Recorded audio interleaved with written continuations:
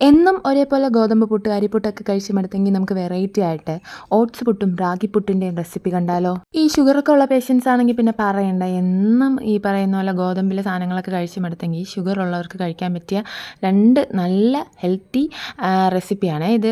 റാഗി ആയിരുന്നാലും ഓട്സ് ആയിരുന്നാലും കഴിക്കാൻ പറ്റും. അപ്പോൾ നമുക്ക് എന്തായാലും ആദ്യമായിട്ട് ഓട്സ് പുട്ടിൻ്റെ റെസിപ്പി കാണാം. ഞാനിവിടെ ഒരു മിക്സിയുടെ ജാറിലോട്ട് ഒരു 2 കപ്പോളം ഓട്സ് എടുത്ത് നന്നായിട്ടൊന്ന്, ഒരുപാട് മാവാവണ്ട, ഇടത്തര രീതിയിൽ നമ്മൾ പുട്ടിനൊക്കെ അരി പൊടിക്കുമല്ലോ അതേപോലെ ഒന്ന് പൊടിച്ചെടുക്കുന്നുണ്ട്.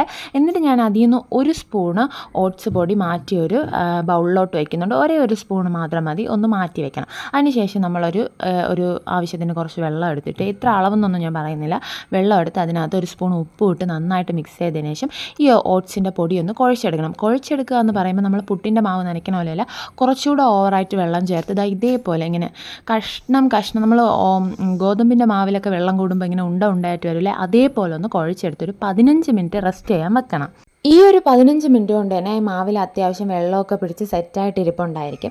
അപ്പോൾ നമ്മൾ ഈ ഒരു മാവിനെ മിക്സിയുടെ ജാറിലോട്ടിട്ട് അതിനകത്ത് നമ്മൾ ഓൾറെഡി മാറ്റി വെച്ച പൊടിച്ച ഓട്സിൻ്റെ 1 സ്പൂൺ പൊടിയുണ്ടല്ലോ, ആ പൊടിയും കൂടെ ഇതിനകത്തോട്ട് ഇട്ട് കൊടുത്ത് നമ്മൾ പൾസ് മോഡിൽ 2 വട്ടം ഒന്ന് മിക്സിയിൽ കറക്കിയെടുക്കണം. അപ്പോഴത്തേക്കും നമുക്ക് കറക്റ്റ് പുട്ടിൻ്റെ പരുവത്തിൽ മാവ് കിട്ടിയിട്ടുണ്ടായിരിക്കും. നല്ല അടിപൊളിയായിട്ട് ഒരു കട്ടയോ തരിയോ ഒന്നും ഇല്ലാതെ നല്ല പരുവത്തിന് നമുക്ക് മാവ് കിട്ടും.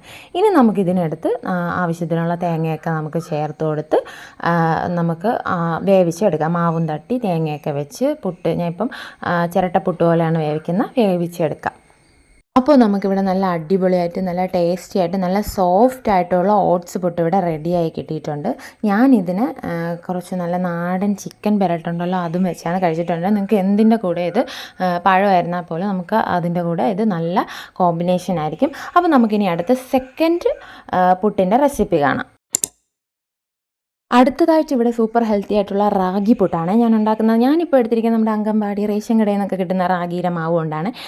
ഇതൊരു പരീക്ഷണം പോലെയാണ്. അതായത് നമ്മളുടെ സാധാ റാഗി പുട്ട്, നമുക്ക് പുറത്തുനിന്ന് വാങ്ങാൻ കിട്ടുന്ന റാഗി പുട്ട് പോലെ ഇത് കിട്ടുമെന്നും കൂടെ അറിയാൻ വേണ്ടിയിട്ടാണ് ഞാൻ ഈ പുട്ട് ഇവിടെ ഉണ്ടാക്കുന്നത്. അപ്പോൾ നമ്മൾ പുട്ടിന് എപ്പോൾ മാവ് കുഴച്ചാൽ ഇച്ചിരി പരന്ന പാത്രത്തിൽ കുഴയ്ക്കുന്നതായിരിക്കും കട്ട കെട്ടാതെ നല്ല അടിപൊളിയായിട്ട് കിട്ടാൻ നമുക്ക് ഈസി ആയിരിക്കും. അപ്പോൾ നമ്മൾ ആവശ്യത്തിന് ഒരു 2 കപ്പ് മാവെടുത്ത്, 1 കപ്പായിരുന്നാലും മതി, മാവെടുത്തതിന് ശേഷം അതിനകത്തോട്ട് ഉപ്പിട്ട് കലക്കിയ വെള്ളം വെച്ച് നന്നായിട്ടൊന്ന് കയ്യിലെടുക്കുമ്പം ഇങ്ങനെ ഉണ്ടയായിട്ട് കിട്ടുന്ന പരുവത്തിനൊന്ന് കുഴച്ചിട്ട് അതിൽ തന്നെ ഞാൻ ഒരു പിടിയോളം തേങ്ങയും കൂടി ഇട്ട് നന്നായിട്ടൊന്ന് മിക്സ് ചെയ്തതിന് ശേഷം ഇതും നമുക്കൊന്ന് ആവിയിൽ വേവിച്ചെടുക്കാം. അതിൻ്റെ അടിയിലും മേളിലും എല്ലാം ഞാൻ തേങ്ങ ഇട്ട് കൊടുക്കുന്നുണ്ട്. കുറച്ച് തേങ്ങ അധികം ഇടുന്നത് റാഗി പുട്ടിന് കുറച്ചുകൂടി ടേസ്റ്റ് കൂടാൻ വേണ്ടിയിട്ട് സഹായിക്കും, നല്ലതായിരിക്കും.